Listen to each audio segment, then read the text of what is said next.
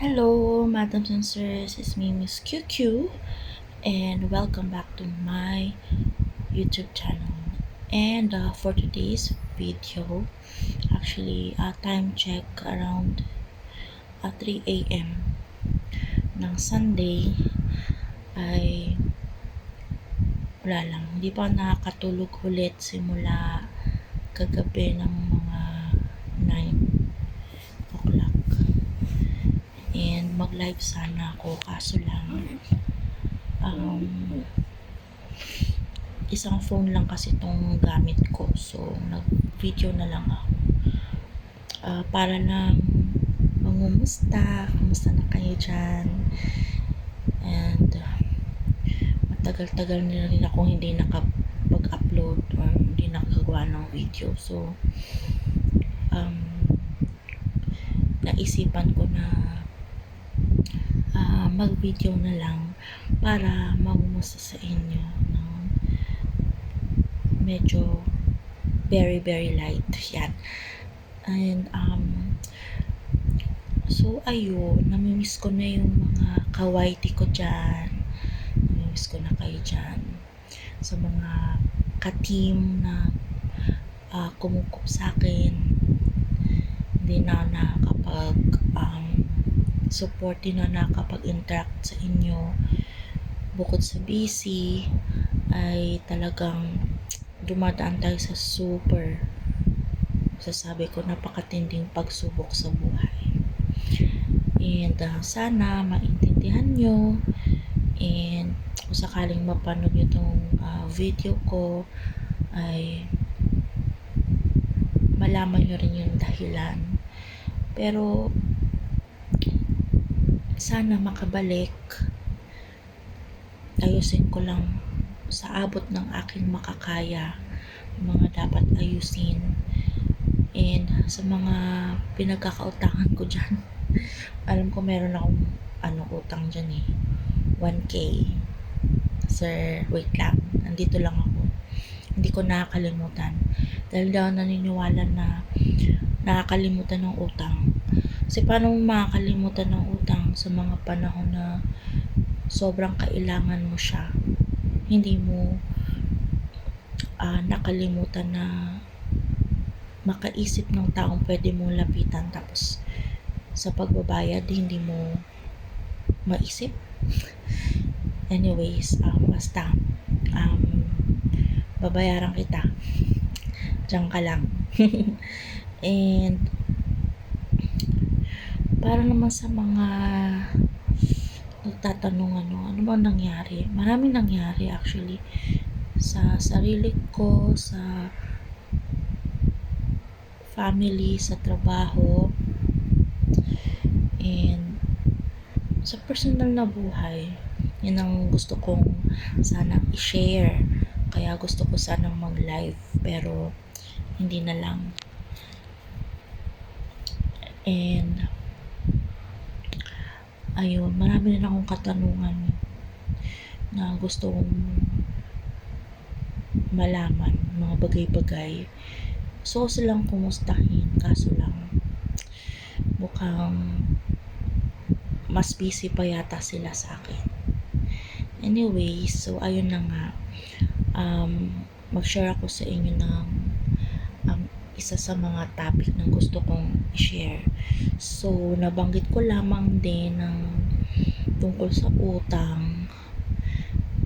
And yes po, ako ay dumaan at dumadaan pa sa matinding pagsubok financially, and talagang pinipilit ko, pinagsusumikapan ko masolusyonan. Syempre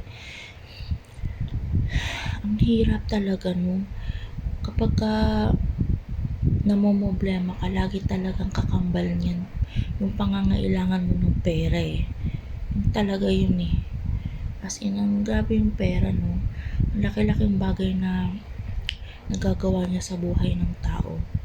And so ayun na nga, share ko sa inyo ang aking partner ay kasi siya, yung trabaho niya kasi is hindi siya contractual, project based. So project based means meron silang time frame na ibibigay sa'yo kung kailan mo dapat matapos ang trabaho mo. So sa case nila parang pinakasaglit lang yung 3 months, and may tumagal din naman ng taon, pero hindi sa lahat ng pagkakataon ganun eh. So kung wala kang project, wala kang trabaho. Wala kang trabaho, wala kang sasahurin, wala kang pera. So kailangan mo talagang dumiskarte kung paano ka magkakapera. So ayun na nga, doon ko na lang gustong simulan. Alright? So hindi ko nababanggitin yung company kasi ano siya, under siya ng government. So itong isang sangay ng gobyerno ay hindi sila pinasahod or delayed ng 3 buwan. So from March wala talaga siyang sinahod. So ang hirap kasi syempre dapat dalawa talaga kayo nagtatrabaho para makaiwas sa problema.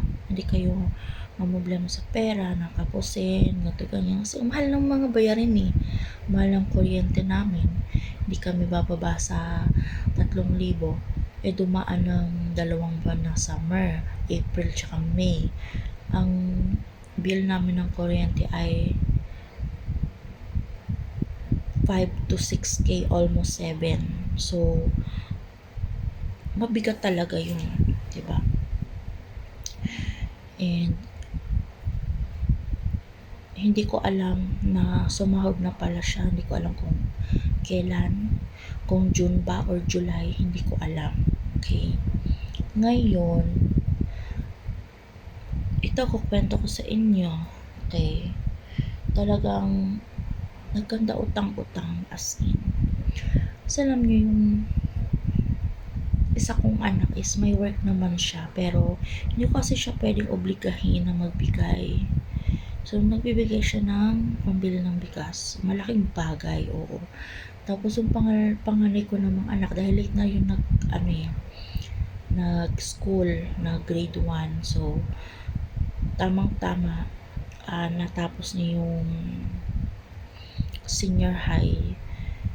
And July, first week of July, second week of July, nag-start na rin siyang mag-work as busboy sa isang sikat na fast food restaurant, Jollibee, banggitin na natin. Ayan. So medyo naka-X na siya sa listahan, no, kasi siya nang magpo-provide para sa sarili niya, and siya nagpapaaral sa sarili niya college since last year. Ayan. So going back doon sa mga usaping sahod, ay hindi ko alam na sumahod na pala itong si kuya nyo. Walang pagbanggit sa akin. So nung nalaman ko is wala na pala yung pera. So wala na. Wala rin naibigay, no, kasi wala na eh. So itong ating nyo ay talagang hindi na nakaluwag, hindi na nakahinga sa utang, So yun ang next kong ikukwento sa iyo yung tungkol dyan. Alright, medyo kinukompose ko maging sarili ko para wala akong masabing masama tungkol sa mga nangyari, pero share ko sa inyo. Okay, abangan nyo itong next video natin para malaman yung kwento kung anong nangyari. Okay, so that's our first video for today. I'll see you on the next video, Madam Sensors. Bye muna.